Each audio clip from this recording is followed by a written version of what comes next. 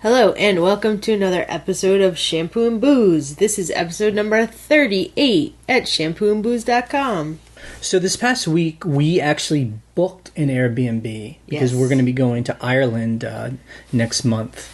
And, it's always interesting as an Airbnb host to book a place. Right. Because you get to see the other side of how a user sees people's places. And we've talked about this it's before. Now, I feel like you're better at finding places than I am because you read through everything more thoroughly than me, so it does help that you kind of know Dublin a little bit. Well, yeah, so that was, so I wanted to talk about that. I mean, we've been to places where we've never been and rented places, and it really is kind of tough because I can get to a point where I'm just paralyzed. Yeah. Where, okay, I've chosen 15 places, but I really don't know that area. I don't know the town. I don't know if this neighborhood is better than that neighborhood. Right. I really don't know how Airbnb could solve that problem. But, it is difficult. But for Dublin, what were you going by? Right. So, number one is for us, cost. Yeah. We're super cheap. We're like those people, we want an entire place to ourselves that's really, really nice, and we want it to be really, really cheap, so it's crazy. It's, we're not reasonable people, but if you really put the time in, you can find those places that have it's value. Sure. Yeah. And plus I just think as we've kind of become more, successful, as we've had more, income, we're now willing to. Before we were we don't want to pay more than $70 a night or something, in New York City. Yeah. And now we're willing to pay $130. Right. That's kind of. Well, also I think because of those experiences, there have been experiences in New York and in Amsterdam where you're right. Oh, this is what you get for that price. It's not great. And while you're there, you're oh, I would have paid $40 more a night to have a nicer place. Yeah, a sitting room. A kitchen that I'm not sharing. It's with the people down the hall. Right, that kind of thing. So I think a lot of this is just growing up and, learning to be an adult.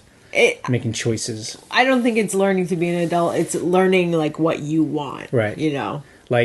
Where we're willing to spend our money. Right. Sure. But yeah, so what I do is I go in and first you put the dates in. Yeah. And then it tells you what's available. Right. And then I start going through and you start liking places or whatever and.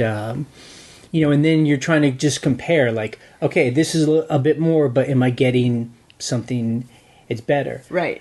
I mean, I will tell you, photos are really the number one thing that I look at because I try and imagine. Sure. Because, a lot of places we stay in, we're going to stay in 3+ nights. So I'm do I want to stay in this space? Right, for that much. Right.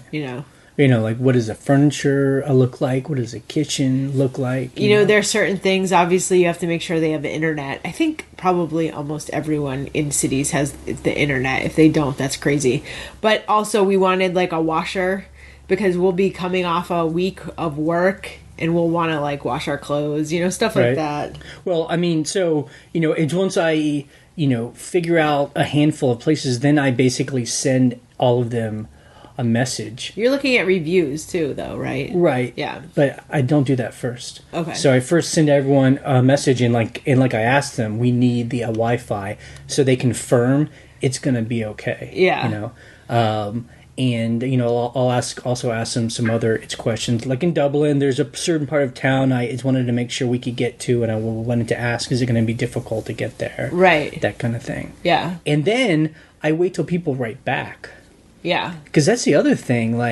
I'm really surprised. I might write 5 people, and maybe only 2 people will write us back within 24 hours, Yeah. And I just think that's crazy as a host that you wouldn't respond in 2 hours. Right. Let alone 24 hours. I mean, especially now with the phones. You're if you're a real serious host, you're getting those messages on your phone. Yeah. And you want to book it. Right. It is strange. I mean, the only thing I can think of is, I also try and pick the places that don't look like they're run by a company. Yeah. Like a management company. Right, where it looks like, because you can see in their identity. Yeah. What do you call that? Like a profile photo?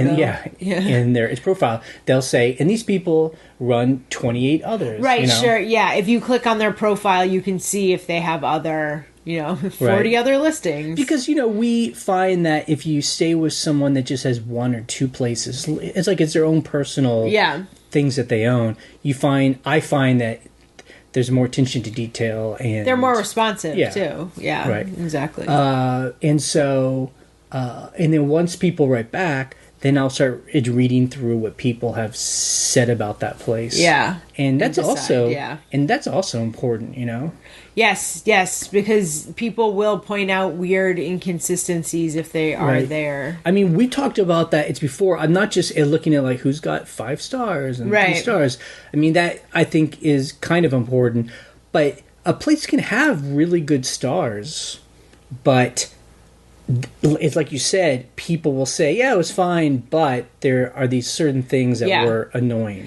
There's no hot water after the first shower or something. Right, something like that. And I also, like, one of the ladies that wrote to us too, she was kind of a little bit outside of the area. She was probably like a half-hour walk into like downtown area, and it was interesting how she phrased it.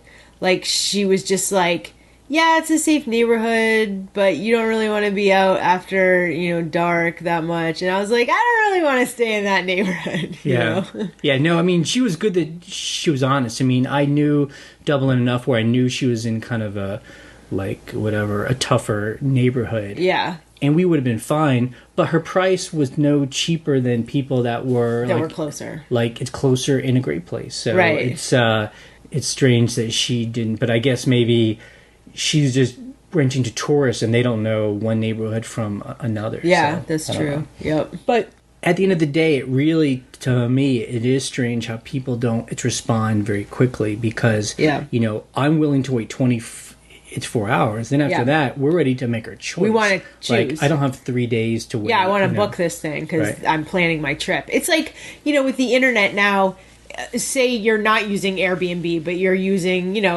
the airlines, a hotel website, a car rental website.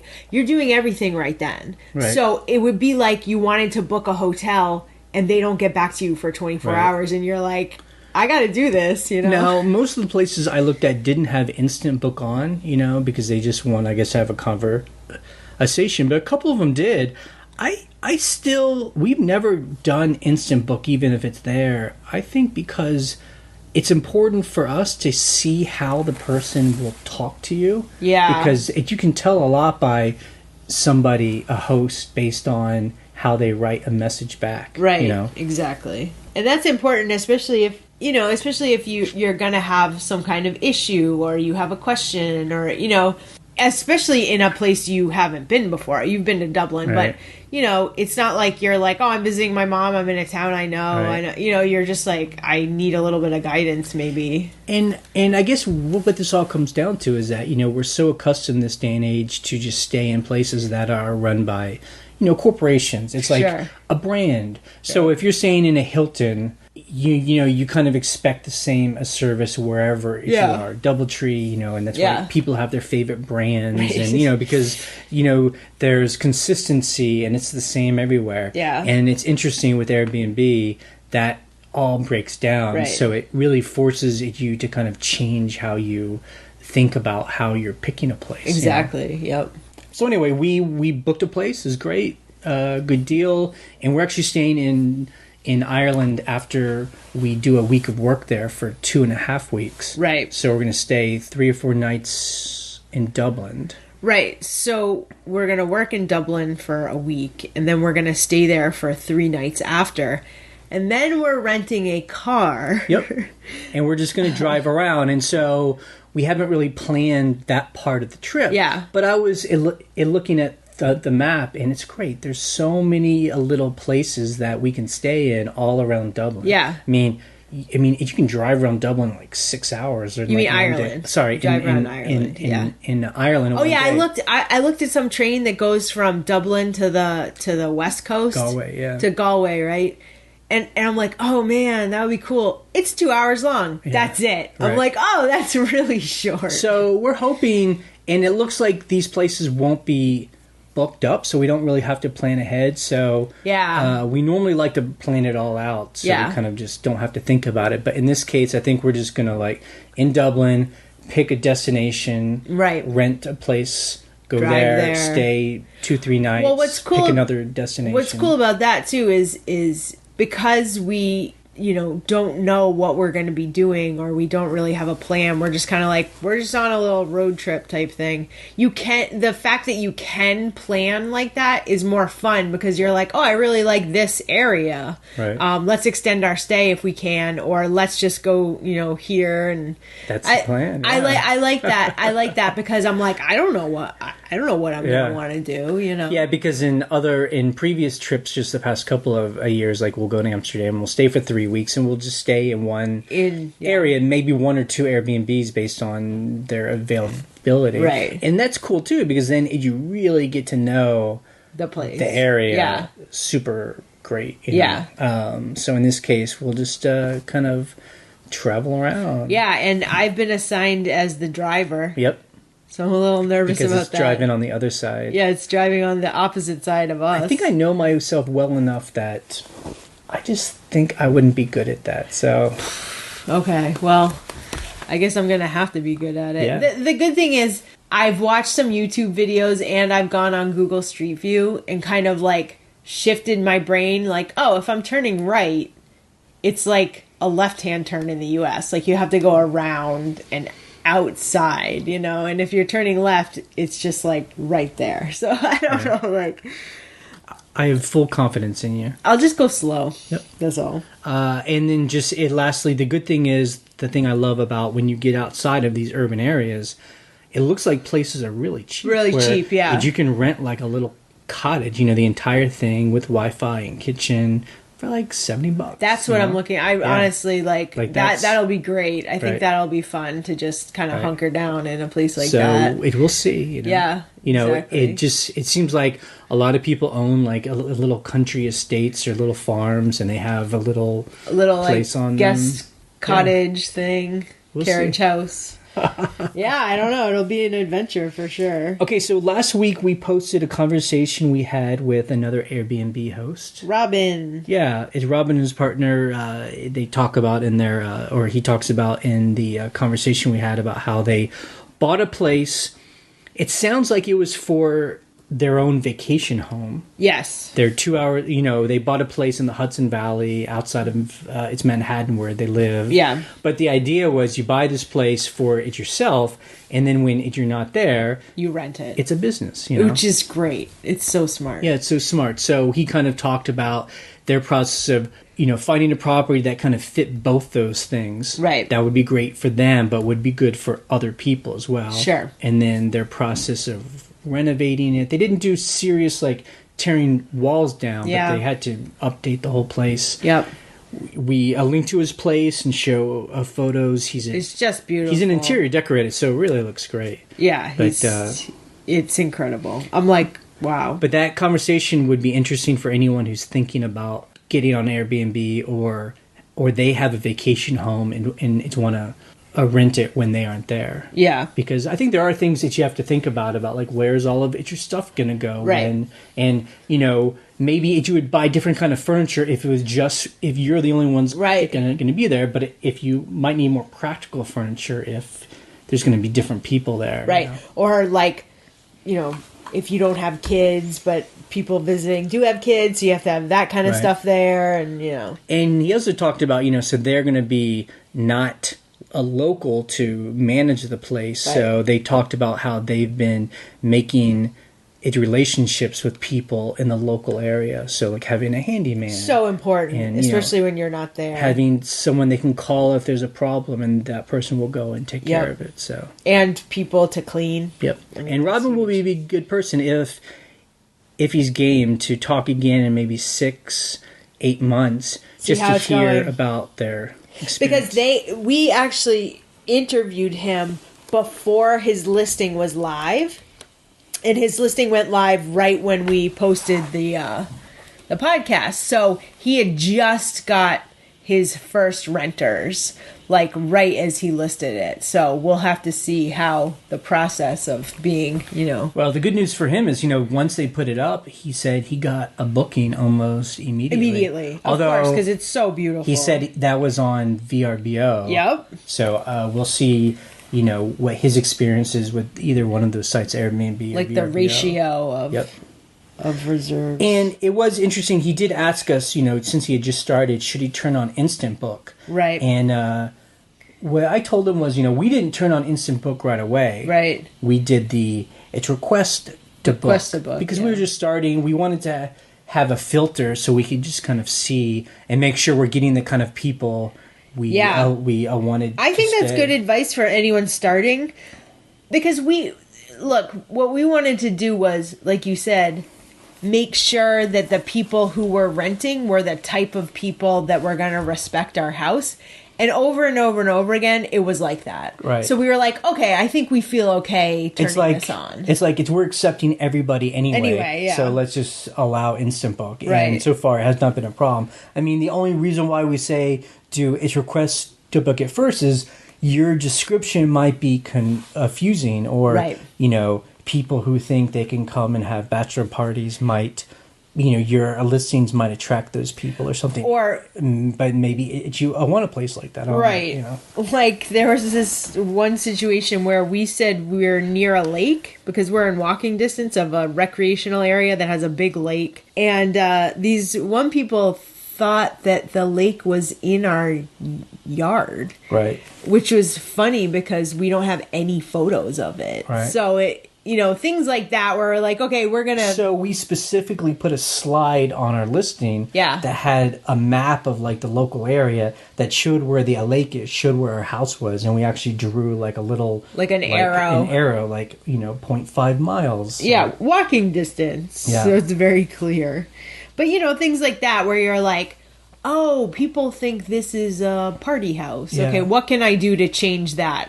But Instant Book has been good. I would say at least half of our listings these days are Instant Book. Come from Instant Book. The only times the other half of people that write us are mainly because we always say, if you have a dog, contact us first, because we just want to have a conversation, so we have the ground And people rules. do. And people just... explain what their dog is and how they love their dog. And how well trained it is, which is great. And then I have a thing that I write, or that is saved, that says a nightmare. This is our nightmare. Please make sure this doesn't happen. Don't scratch the floors. Don't, jump all over the bed with a muddy paws. Don't eat all over the house, Yeah. So. Exactly. Okay, so...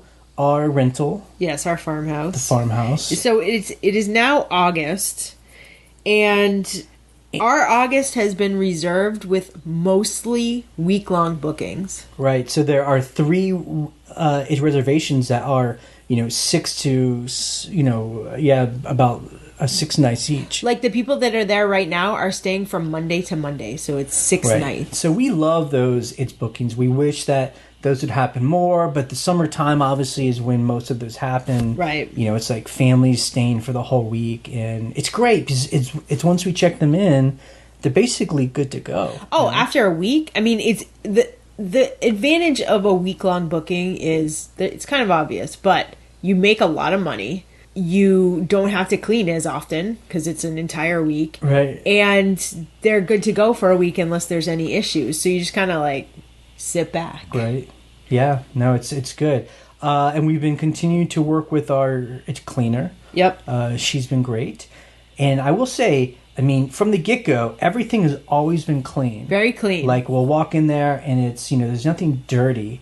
Now we're working on getting the details right. And that's... And what you mean by details are, okay, the last people that were here put all the pillows from upstairs, all the couch pillows from upstairs, downstairs. So she needs to know that those go upstairs. It's like weird little inconsistencies. Or where when people cook, they cook a lot and then they clean everything, and then she'll just put everything back just in a jumble, you know. And I'm like, no, you know, it needs to, like, all the plates here, all the bowls, like, it needs to look neat, not just like a crazy just mess. Anywhere on the shelf. Because the thing is, we don't have cabinets. We are like anti-cabinet kitchen people because we're weird. Well, it's open cabinets. Well, it's open. It's shelving. We have shelving. So, you know, you see everything. So you can't just shove stuff in a cabinet. It's like, it's got to be neat. And the reason we like that, just as a side note, is because then you don't have to open a cabinet every time to remember where the glasses are and stuff. If you don't live in a place for more than a week, you're going to always forget which cabinet has the plates. And so if everything's open, you just can see everything. Exactly. So that's what we're working on now. So we actually thought about, I mean, we don't want to be too anal, but we're like, well, let's make a checklist. Yeah. Because I think the problem is she's busy, which is good. Right. And she's hustling for work, which is good. We understand that. But she's not taking like the last 10 minutes to slow down and just check everything. To go through, and you know what's funny? We do that ourselves. I go through every room after I'm done and do a quick look through to make sure I didn't leave any cleaning supplies behind. I didn't like forget to fluff up this pillow or, you know, straighten this blanket, because you don't want it to look messy. Right. So, you know, our goal is, I mean, currently after she cleans, we always go over before the guests come. Right. And check everything. And we're having to kind of just fix little small things because we're particular. The goal is to get it to where she could clean and guests could just come right away. And we don't have to be there, because ultimately that would be the best thing if we wanted to go away for a month or something. You know? That basically, and we've talked about this, you know, you would have her clean and then people would just do self-check-in. Just like anyone who owns a property that's far away. Yeah. That's how it should be. So, you know, I'd love to hear from anyone that does, you know, have a cleaner and does, you know, and does not check people in themselves, if they ever have that problem of, I don't know, things being out of place or people complaining. I mean, I guess ultimately, if guests came and things were out of place in our mind, it wouldn't be a big deal. I bet most guests would never say anything and it wouldn't affect anything. I guess it's more about our, you know, the expectations we have. But I think that I agree with that in a way where I'm like, it would be fine. Like, everyone's going to be like, the house is clean, it was great. But if it starts slipping like that, you know what I mean? Where it's like every time things are out of place and things get jumbled, you're just like, you know, the reason why the house stays neat and clean is because every time it's reset. It's reset every time. The same. And the other part of that, where things are, like you said, neat and clean and in the right place, it makes it feel like no one has ever been there before. And that's the feeling you want. When you walk in a hotel room, you don't want to be like, someone was here before me and I can tell. Like, you want to feel like the room is completely reset.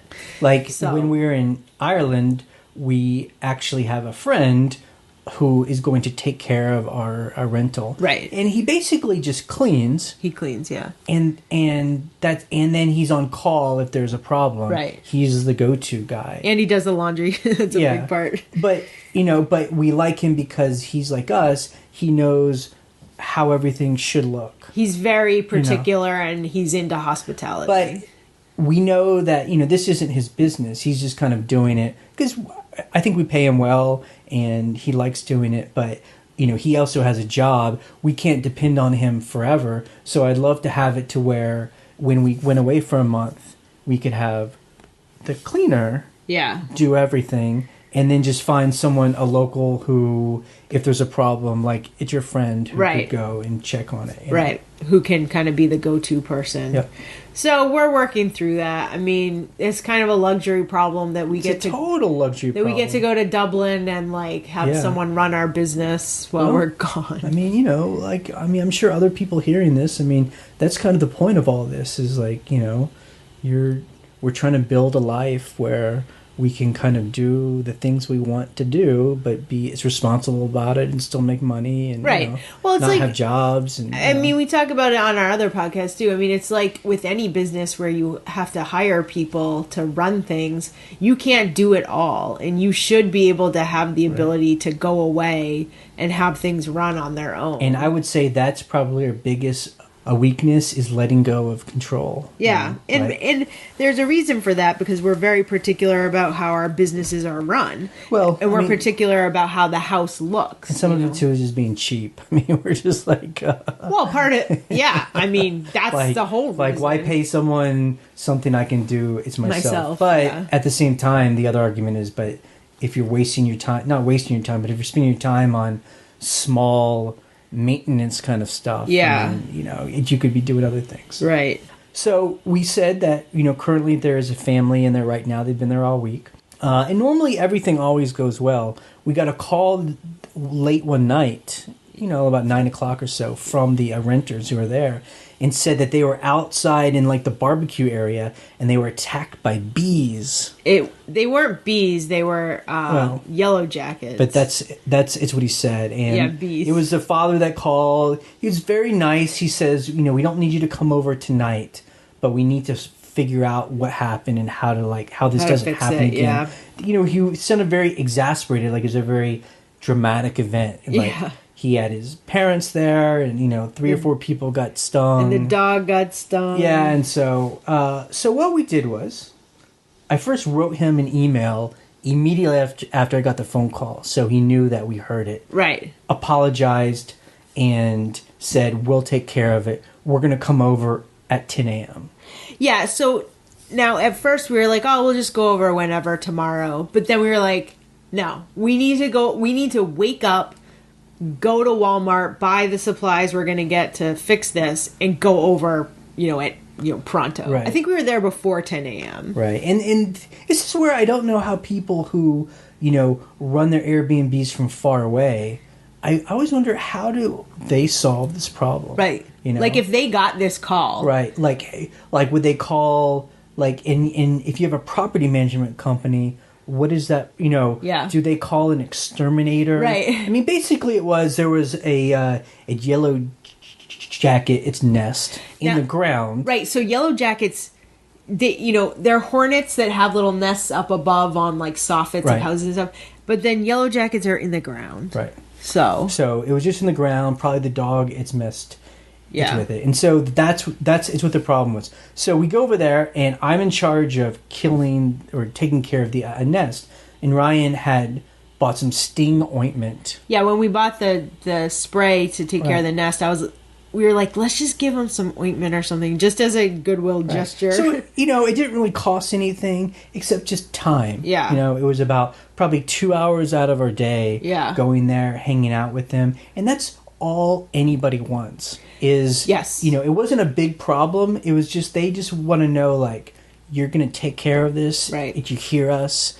And at the end, everyone was happy. I think, well, we'll find out. But I mean, they seemed in good spirits. We were joking around with them after, like, oh my God, because I'm really sensitive to stings like that, where, like, my whole arm will, like, explode after. But so we were just kind of talking about that. But I think, like, the key to situations like that, where someone's exasperated or freaked out or, like, frustrated, you have to address it. Because if you don't, because we've been on the other end of that as guests, where the Wi-Fi goes out and we don't hear from the host for 3 days, and you're like, dude, Right. And that's not okay. At least tell us you're figuring it out, And so I do wonder about, our dream of being able to be away for longer periods of time, but our rental still is running effectively. I just wonder how you deal with that, because, if you have a property management company,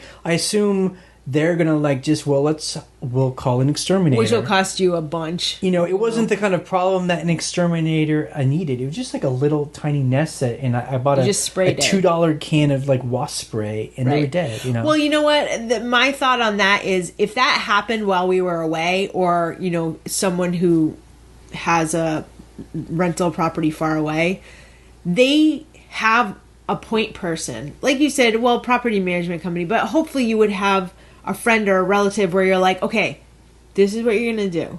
You go to Walmart, you buy this stuff. This is what I use. Spray the thing, look for where they are. Right. No, I understand that, but I mean, my point is, if you have to have someone that can move quick. quickly, you know? Right. Like, I feel like a property management company will call an exterminator. I mean, it could take a day before that guy comes out. Right. Because just people have schedules. Or if you deal with family, I mean, people have jobs, you know. I don't know. That's all I'm saying. Okay, so I think the point is you want to be able to find someone who is flexible enough or responsive enough where you can say, my mom is going to come over at 5 o'clock when she's done with her job, and she will take care of it. Yeah. You know, they just need to hear that. Right. Your mom. Or whoever, you know, whoever your point person is in that area. Sure. My mom's coming down from 10 hours away. Yeah.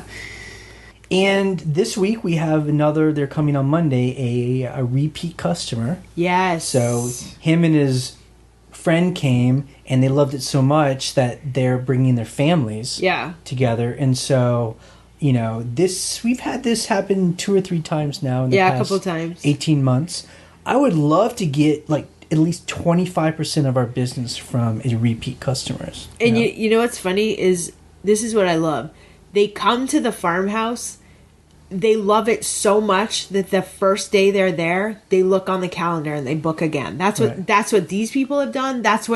There were 2 other people that did this where they're like, oh, we're booking this on such and such a week. I kind of expected us to get more repeat business. Right. I mean, I would love to hear from other people that have like a rental and more of like a vacation spot area, how much of their business now comes from repeat customers, or if, you know, I don't know if it's common or not common, but it definitely makes it easier for us because we know there's less education. Like they know the place. Yeah, I mean, you don't have to give them a tour. These people, we could just give them the code and they're good to go. Yeah, they know where they like to go. Right. And I mean, I'm hoping over time, because this is only our first year, that people are, and we were hoping this from the time we began, where people were gonna, instead of like buying a house out here for a weekend house, they just rent our house, you know. Okay, so our river house, is which we call it, our second place that we're renovating right now, the driveway is coming along very nicely. Yes. You can actually see kind of the path of the driveway. The stones haven't put down yet. It's like, it's not going to be asphalt because that's going to be crazy expensive. It's going to be gravel, stone. Like packed gravel. Right.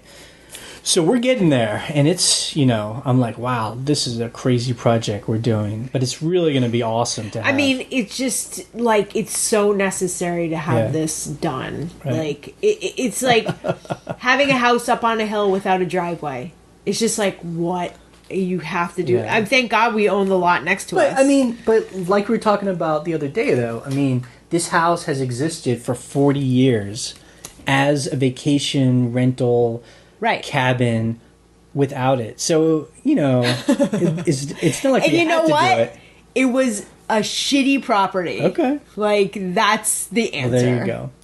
Well, so, and the thing about this driveway being, you know, on the path to completion is now we're starting the plans for the renovations of the house. We've been putting those off because really to bring up, you know, lumber and equipment, you need a driveway. We're waiting for the driveway. It'll make everything easier. Also, just to kind of, you know, split costs. So let's pay for the driveway first, and then we pay for the renovations. Right. And now we're at the stage of, I mean, we're like researching costs of its materials. We, you know, we even went to the place we like to buy windows, its materials, and like ask a bunch of questions and getting quotes. I mean, we're also writing out the process of like, what do we want to do? Kind of what comes first? Because again, we're acting like our own contractor, right? And then we hire out all that work, right? We're our own general contractors. We're meeting with, I mean, he is a contractor, but he's basically kind of our lead guy, right? And he came over and we kind of talked about it. I mean, basically, we're like building our team up, right? You know, getting people like, are you interested? Can you do this? It? Can you start X date? Like, we're going to start as soon as we come back from Ireland. It's like October 20th. Right. That's when we want to start. Yeah. We'll see if that happens. But you got to put that flag in the ground, or else stuff just does not happen. Because, once a project starts, you have to push through. Yeah.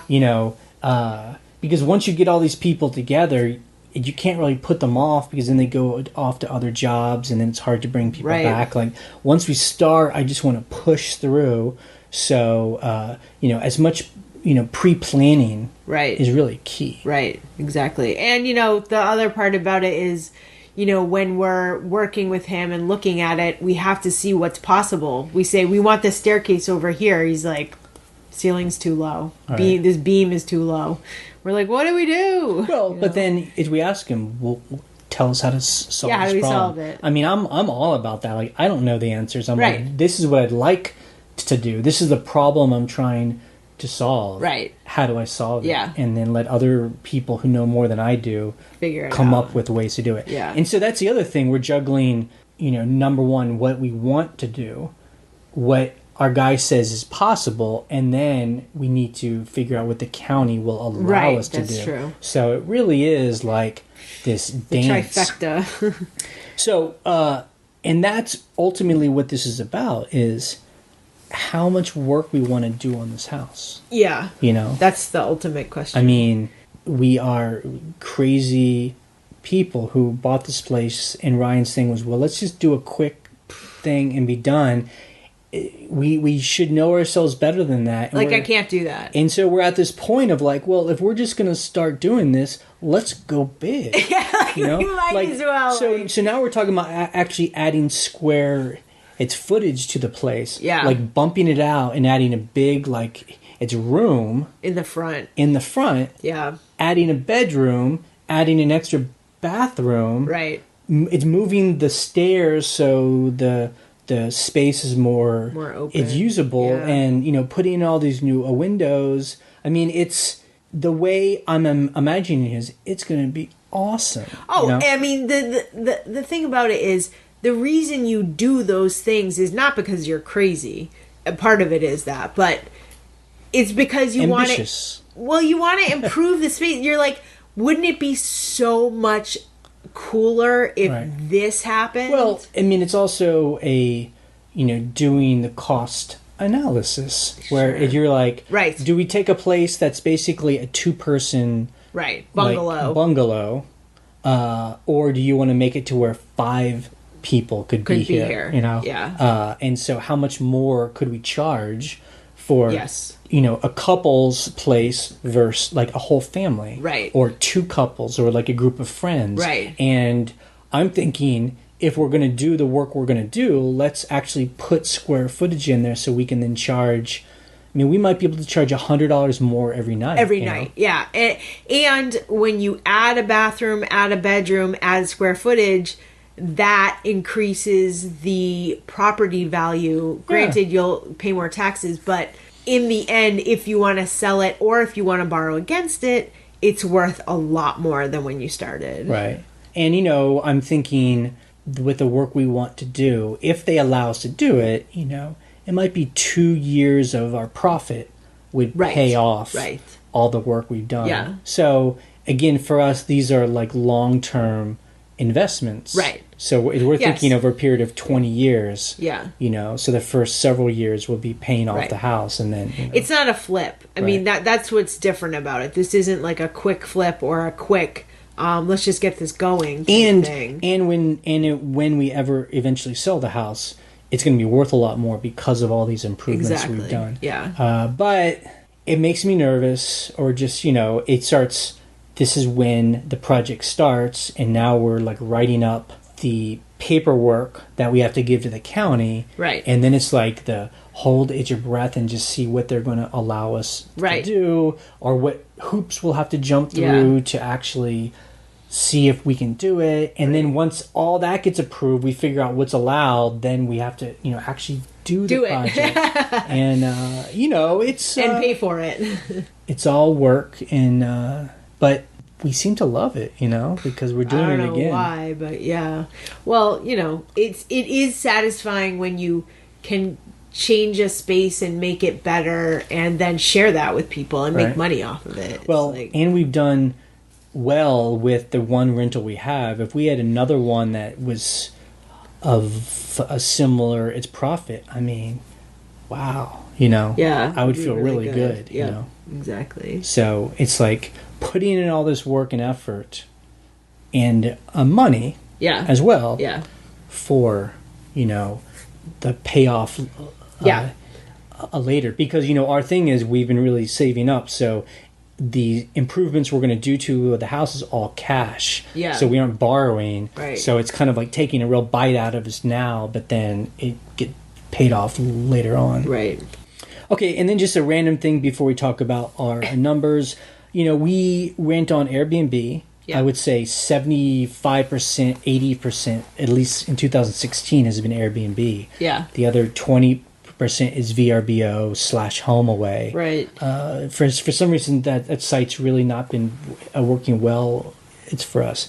Then, you know, we've kind of experimented on other kind of sites, and then we just got back on TripAdvisor. Right. So we got back on TripAdvisor just to try it one more time. Yeah, I just thought, I mean, honestly, I was like seeing all the cabins around our area on TripAdvisor, and I was like, we should at least be on there for free advertising. But you know what? When we first got on there, we would just get these random messages from people where they don't even write anything personal. They're just like sending a quote, and then TripAdvisor sends just some like block text like, I'm interested in your place. How much will it be? Right. And then basically I write back and tell them how much. And then often we just don't hear from them again. We never hear from them again. It just happened is this week where someone's like, I would like to rent, you know. Right, for dates that were free. So I was like, okay, these 2 nights are, you know, X amount of dollars. And then she wrote back like, is that for just 2 nights? Like, yeah.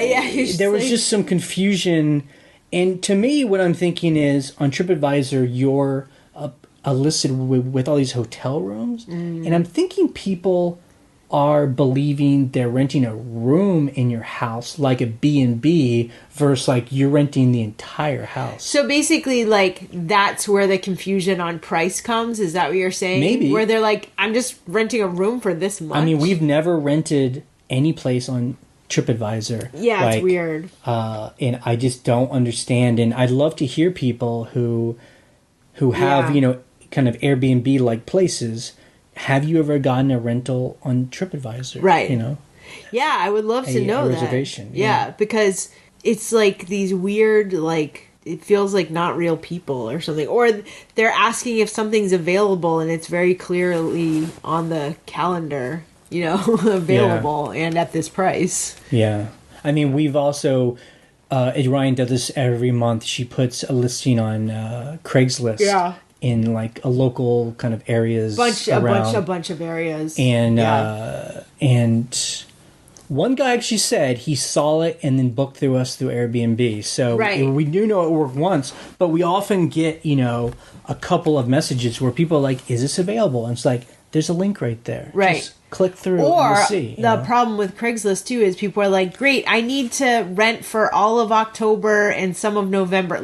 We're not a long-term rental. You know, that happens frequently. Yeah. Because on Craigslist, people are looking to rent houses. You know, just simply running the business on Airbnb really seems the most efficient, you know. Airbnb is a majority of our business. And it works great. And it seems like even the people who are new to Airbnb, they still understand what they need to do. They're like, okay, I get it. Right. Like, it's not difficult, you know. Okay, and one other thing, I saw an article, which I will link to on the blog.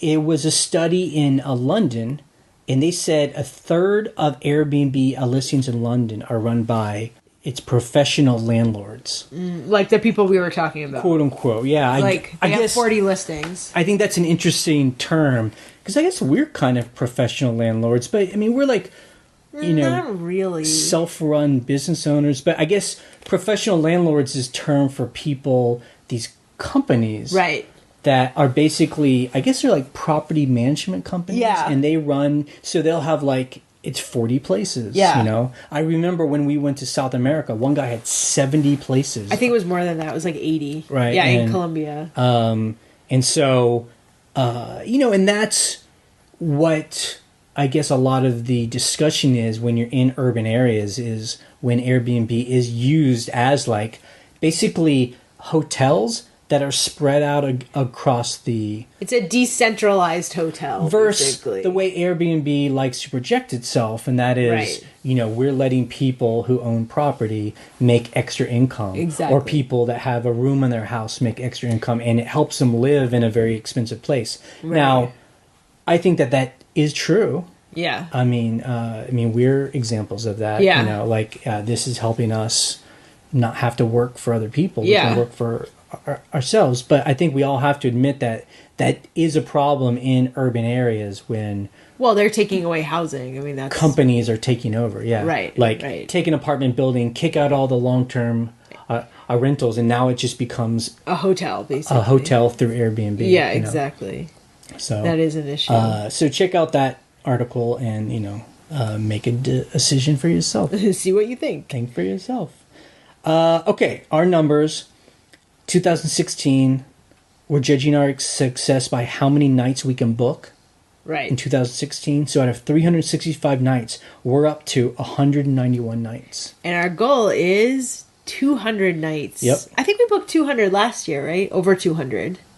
I don't really know. Oh, we don't know. Okay, so, yes. So we're at 191. That means we need 9 more nights, which I think we will get. Oh, we'll absolutely get that. Because right now, people are now booking for the fall. Yeah. And where we live on the East Coast, lots of trees. People come down and they want to stay in the fall because the weather's foliage. Cool. And the foliage. They're called leaf peepers. Leaf peepers. They want to come because you just see miles of just beautiful tree leaves. So in the past 2 weeks, we've booked 10 nights for the fall.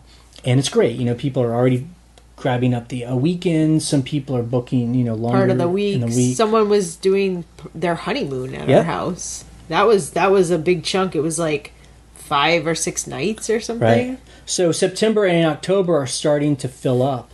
We never expect them to fill up as much as the summertime. Summertime, we're getting 27 nights out of the month. Yeah. I'll be happy if we get 20 nights. Yeah. But then November and December, really, it's no one's booked yet. So we'll definitely get... Yeah. And last year we did get people during Thanksgiving and Christmas, and some people were like, we couldn't get together for Thanksgiving, so we're getting together the week before or something. So that does happen. Yeah.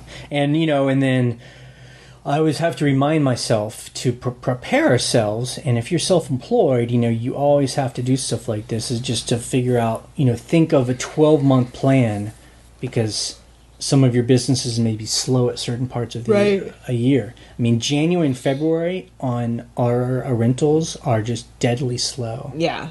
There's almost nothing. There's no holidays. There's no reason to come out where we live. There's Valentine's Day and New Year's. I mean, and so it's not dead we close up. It's more we might get 10 nights. Right. We get enough to pay off the bills and a mortgage on those houses. And so I always have to remember that, because it's really nice when things are so busy right now, just we're generating cash. Right. And so we have to remember that, because we're doing those as renovations, Yes. that money will come from our other business. Our other business, yeah. Okay, so what did people leave behind? Well, like we said, because we've been using a cleaner, we get nothing. We get nothing, whether or not she just goes in the fridge and throws it away. I tried to tell her, if there's anything in the fridge, just put it in a bag and we'll take it. But I don't think she really understood how serious I was. You're no, I actually record it on a podcast what people leave. Do you understand? I use it. If there's extra tubs of butter, I will eat that. She's like, what's wrong with you? I will eat the fruit, so... Okay, that's it for the podcast this week. You can check out our blog at shampooandbooze.com for the links we discuss and to join in the conversation. You can leave a question or a comment on something you heard. Our phone number is 540-407-8486, and you can leave a message. We post an episode every Monday morning. You can subscribe to us through iTunes or YouTube so you always get the latest episode. You can listen to our other podcast where we talk about how we sell stuff we scavenge to fund our renovations, and that's at scavengerlife.com. Bye. See ya.